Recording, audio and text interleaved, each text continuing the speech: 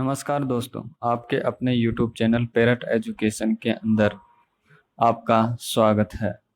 दोस्तों, हम बात कर रहे थे एनसीईआरटी की किताबों के ऊपर।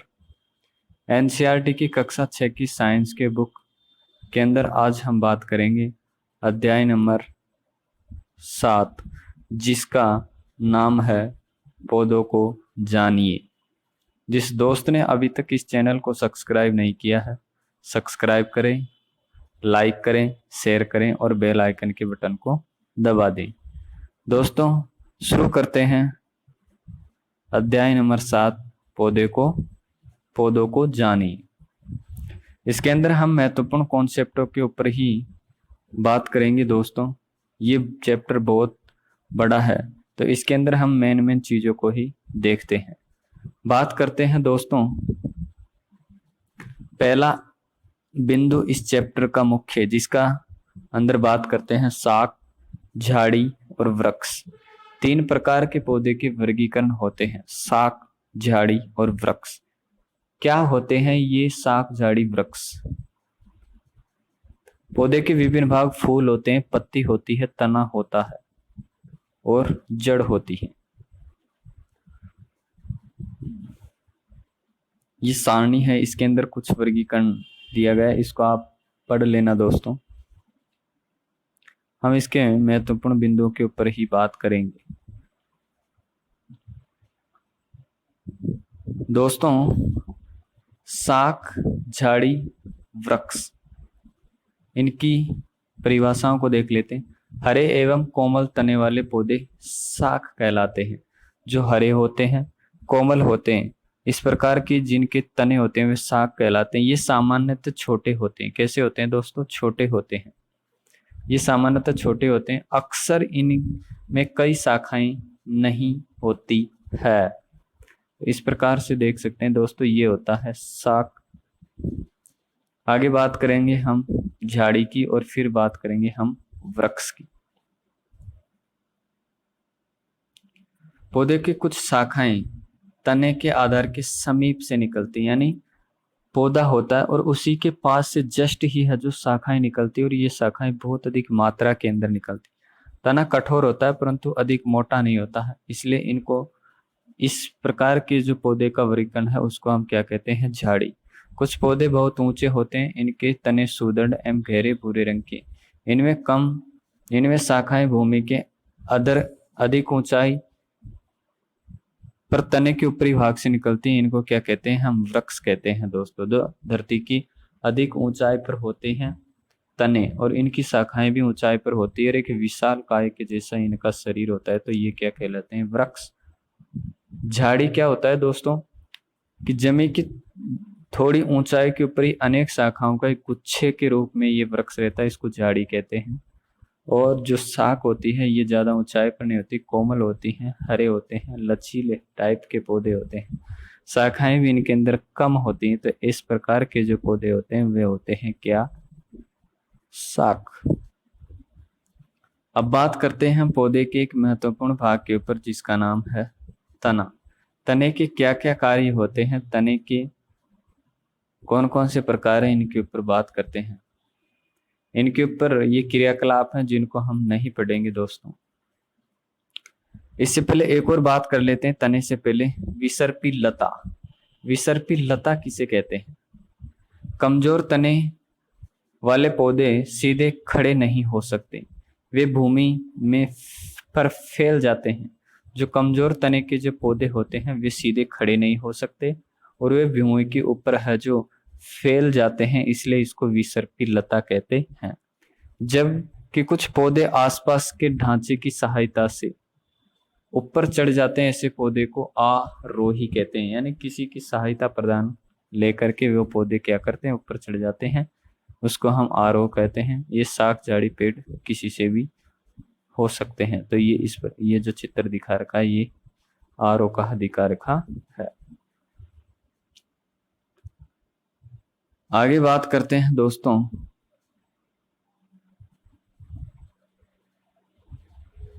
तना। तने के ऊपर हम बात कर रहे थे। तने के लिए यहाँ पर एक क्रियाकलाप है कि भाई एक पौधा लेते हैं, उसको नीचे से काट लेते हैं और एक पानी के गिलास के अंदर उस तने को रख करके नीली स्याही का 1-2 बूंदे डाल देते हैं, तो तने के जो ऊपर के सिरे को काटते हैं तो उसके अंदर से नीले नीले धब्बे दिखाई देते हैं। तो इसके अंदर ये बात होती है कि ये पानी जो नीचे नीला था, ये ऊपर कैसे उन धब्बों के अंदर चला गया। तो इस प्रकार का जो कार्य करते हैं इसको बोलते हैं संवहन। तो अर्थात तना है जो संवहन का कार्य करता है। इस क्रियाकलाप में हमने देखा है कि जल तने में ऊपर की ओर चढ़ता है, अर्थात तना जल को संवहन का कार्य करता और खनिज लवण और जल के साथ ऊपर भी चला जाता है। इसके बाद बात करते हैं दोस्तों हम पत्ती। आसपास के पेड़ पौधों को देखकर आपने नोट किया होगा ये तने से किस प्रकार जुड़ी होती है। पत्ती का वह भाग जिसके द्वारा तने से जुड़ी होती है पर्णवृंत कहलाता है। जहां से पत्ती जुड़ी होती है उसको क्या बोलते हैं दोस्तों, पर्णवृंत। ये पर्णवृंत होता है। ये जो इसका चारों तरफ का ये भाग होता है चपटानुमा, इसको बोलते हैं फलक।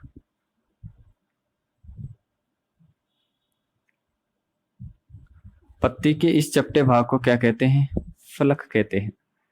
क्या आप आपने आसपास के पौधे की पत्तियों में इन भागों को पहचान सकते हैं।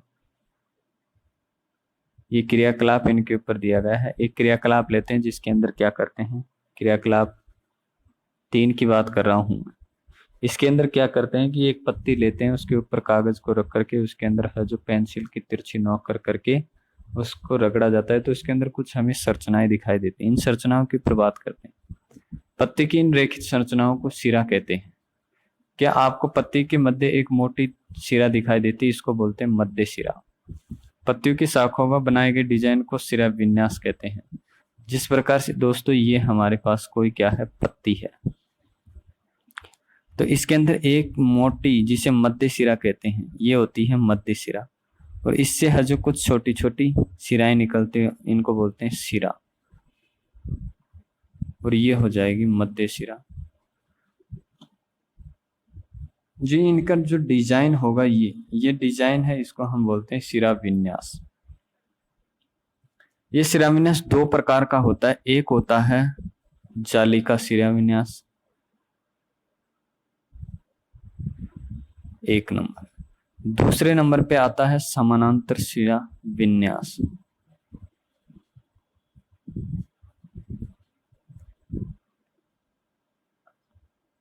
जो पैरेलल होता है वो समानांतर होता है, और जो जाली का रूप के अंदर होता है वो होता है क्या, जाली का रूप सिरा विन्यास।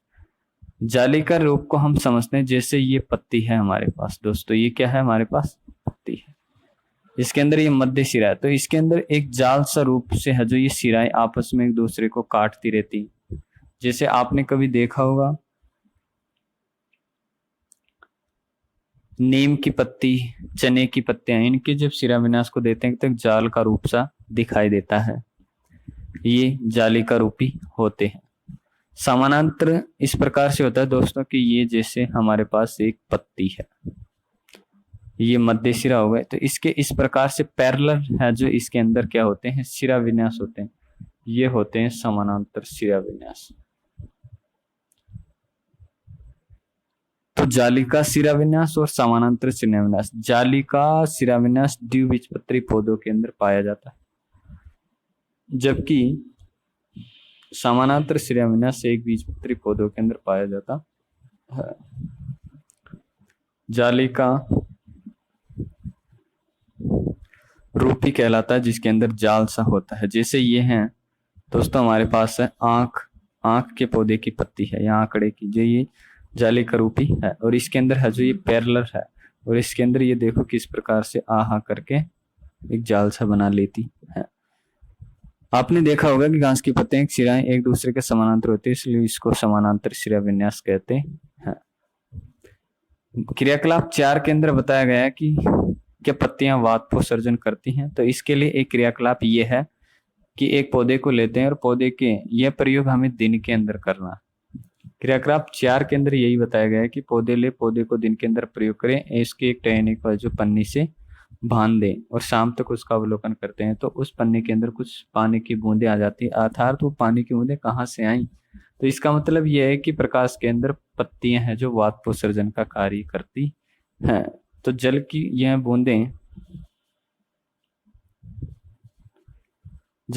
बूंदें पत्तियों से जल वाष्प के रूप में निकलती और वाष्पोत्सर्जन का कार्य करती है। अर्थात पत्तियां वाष्पोत्सर्जन का कार्य भी करती हैं। पत्तियों के अंदर मंड भी उपस्थित होता है। इनके लिए है जो एक पत्ती लेते हैं, गर्म करते हैं, उसके अंदर कुछ पानी में डाल करके आयोडीन की बूंदें डाल करके उसका मंड का परीक्षण किया जाता।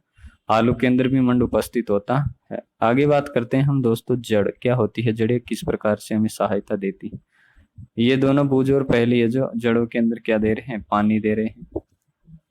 इन जड़ों का परीक्षण करने के लिए 2 गमले लेते हैं। एक के अंदर तो जड़ वाला पौधे लगा देते हैं और दूसरे के अंदर जड़ को काट करके लगाते हैं और 1 सप्ताह बाद देखते हैं तो एक पौधा तो हरा रहता है और दूसरा पौधा है जो क्या हो जाता है, डेड हो जाता है। इसके लिए एक और उदाहरण कर सकते हैं। रुई के भाग के अंदर है जो हम कुछ बीजों को डाल करके पानी से भिगो देते हैं तो उनके अंदर नवोदित क्या निकलते हैं, मूलांकुर और परांकुर निकलते हैं। ये क्रियाकलाप इस प्रकार का है। आगे बात करते हैं दोस्तों, इसके अंदर ये बताया गया है कि क्या अलग अलग बीजों के अलग अलग मूलांकुर परांकुर होते हैं। जी हाँ दोस्तों, अलग अलग दोस्तों के अलग अलग मूलांकुर और परांकुर होते हैं। ये तने का, ये चने का है और ये किसका है, मक्के का है। तो अलग अलग प्रकार के होते हैं। विभिन्न प्रकार की जड़ों के बारे में बात करते हैं दोस्तों। मूसला जड़, मूसला जल जैसे ये जमी का भाग है, इसके अंदर ये पौधा है तो इसकी जो एक मुख्य सिरा होगी और इस मुख्य सिरा से है जो फिर विभिन्न प्रकार की जड़ें, छोटी छोटी जड़ें निकलती है। तो ये जो जड़ होती है इसको बोलते हैं मूसला जड़, यानी मूसल के समान उनकी मुख्य जड़, ये मुख्य जड़ होती है इसलिए इसको मूसला जड़ कहते हैं। तथा छोटी जड़ पार्श्व जड़ें होती है। ये जो छोटी छोटी जड़ें होती हैं ये क्या होती हैं, पार्श्व जड़ें होती हैं। जिन पौधों की जड़ें के समान, पौधे की जड़ बी के समान है, उनमें कोई मुख्य जड़ नहीं होती, इसे एक समान दिखाई देते हैं, इन्हें जकड़ा और रेशेदार जड़ें कहते हैं। जो इस पेड़ के अंदर देख रहे हैं ये जमी है और इसके अंदर जो ये छोटी छोटी बहुत सारी जड़ें होती हैं इनको बोलते हैं जकड़ा मूल। ये जमी को जकड़ के रहती हैं और इसके अंदर है जो एक पैरेलल मूसला मूल होती है और ये पार्श्व जड़ें होती हैं। इस प्रकार से 2 प्रकार की 3 प्रकार की जड़ें होती हैं। आगे बात करते हैं दोस्तों हम पुष्प। पुष्प के भाग क्या क्या भाग होते हैं, कौन कौन से भाग होते हैं।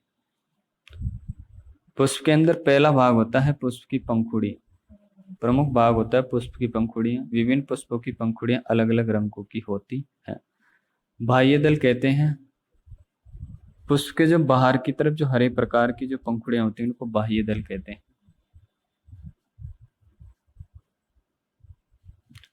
आगे बात करते हैं दोस्तों पुष्प के विभिन्न भागों के ऊपर। घंटाकार पुष्प होते हैं, विभिन्न प्रकार के पुष्प होते हैं।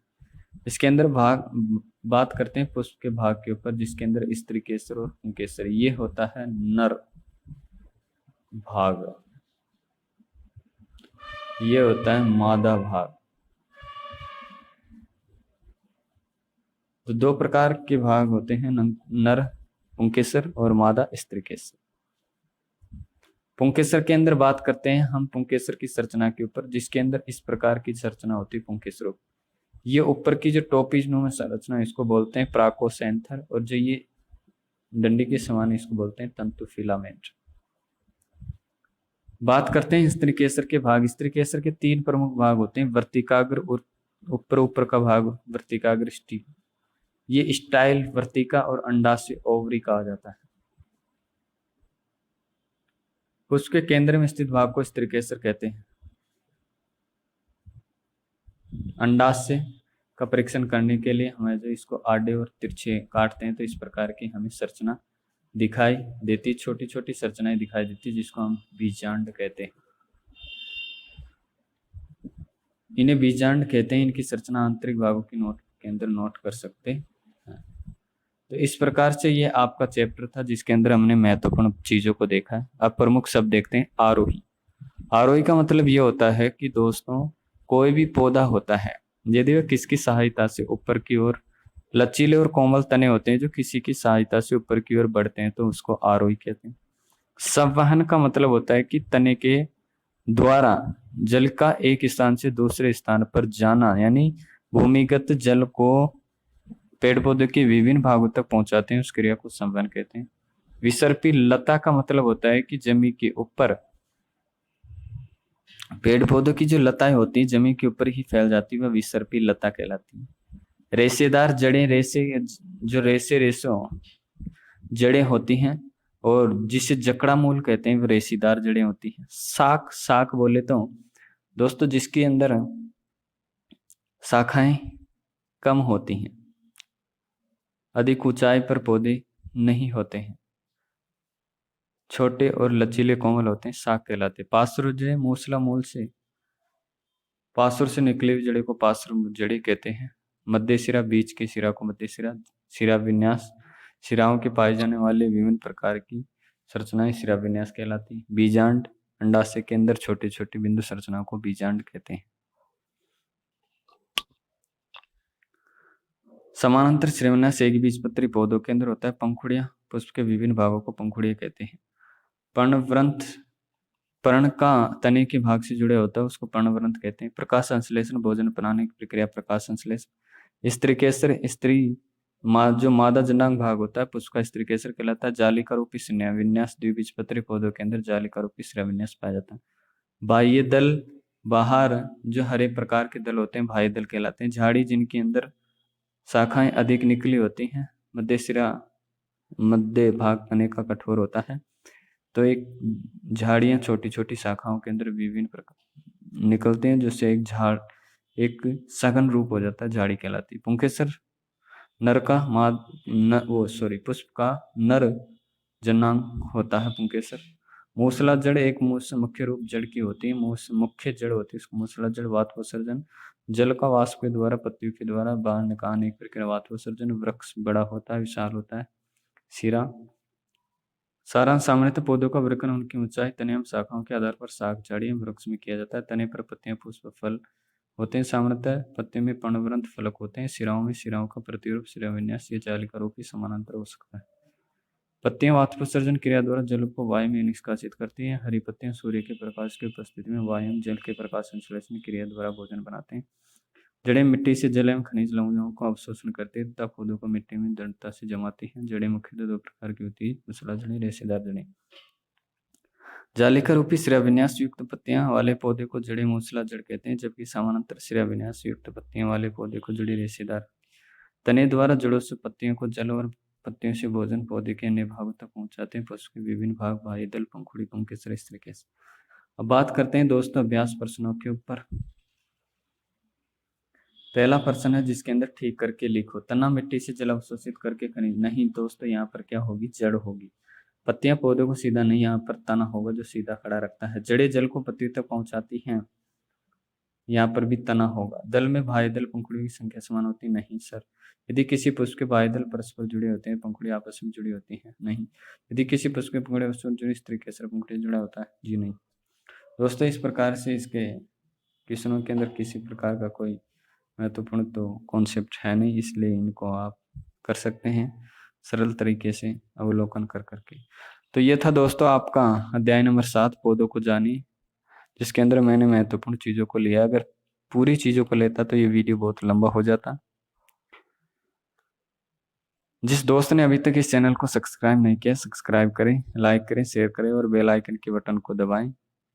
ठीक है दोस्तों, मिलते हैं नेक्स्ट वीडियो के अंदर। धन्यवाद।